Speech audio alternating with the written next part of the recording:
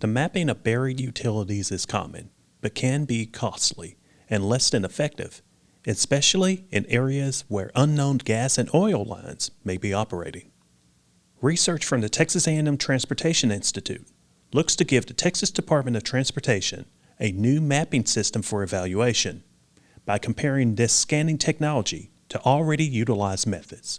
There are many utility installations within the right-of-way, particularly in parts of Texas where you have oil and gas exploration and activities. You may find multiple examples of abandoned utilities, abandoned pipelines that were installed particularly in the first half of the 20th century. And the question is, what do we do with those installations? No one knows where they are. And if we don't know that they're there, we don't know anything about it, what that does is causes delays. And so this is a cost savings not only to TxDOT, but also to our taxpayers as well, by identifying these utilities and get the process of getting them relocated in a timely manner. The need for the research was to try to see or detect or determine the feasibility of using advanced geophysical techniques to find these utilities, particularly abandoned. I'm talking about two general groups of techniques. One of them is called time domain electromagnetic induction, or TDEMI.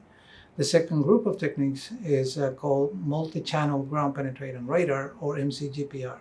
These techniques are very different, but collectively we were able to prove with data collected in the field that these techniques were certainly feasible. Now, it's not that these techniques did not exist before, but the way we proposed to apply them in the field turned out to be also financially feasible. And that's our conclusion and therefore recommendation to the department. Although there's different methods of being able to identify utilities, we also learned that not all methods were beneficial around the state. And that's because of the topography and the soil composition that throws interference within certain objects. GPR was an interesting technique because it didn't work everywhere. And in the end, it turned out to be more effective for us to acquire equipment using project funds to do data collection at 36 additional sites. So we had these other locations where we were able to really test the feasibility of the techniques. In addition, we collected data using what is called uncrewed aircraft systems, UAS, or drone-based systems. So we use both TDEMI and magnetics. And we used a couple of locations in College Station, more specifically the Redlands campus.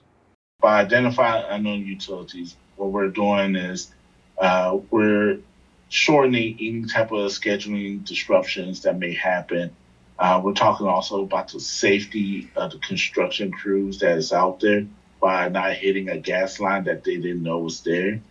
And the other thing is that we're also reducing any type of environmental problems, because if we hit a gas line, that means we're having gas spewed into the air, spewed into the ground, and that causes major issues.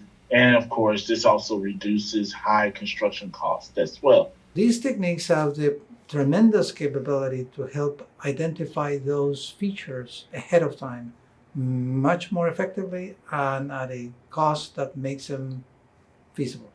So we're saying, yeah, always do it. It's always a good idea to try to find out what's there before you actually start digging and building the road. For more information and to find the publication for this project, please visit the TxDOT Research Library at the link shown below.